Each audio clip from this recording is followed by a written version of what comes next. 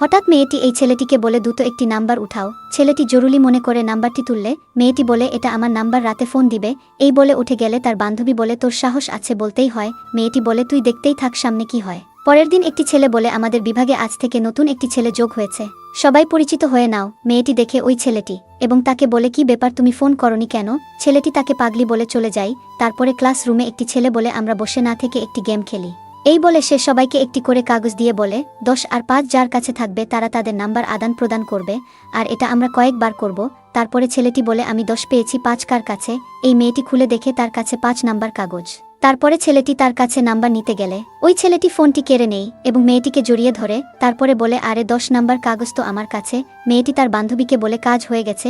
তারপরে ছেলেটি তার কানে কানে বলে এটা আমি করিয়ে নিয়েছি, তোমাকে উৎসাহিতমূলক কথা বলার জন্য আমি তাকে বলেছিলাম এবং তোমার জন্যই আমি এখানে এসেছি এবং তোমার বান্ধবীর সাহায্যে সব কিছু করতে পেরেছি। মেয়েটি তার বান্ধবীর দিকে তাকিয়ে আবার ছেলেটিকে দেখে হেসে ওঠে।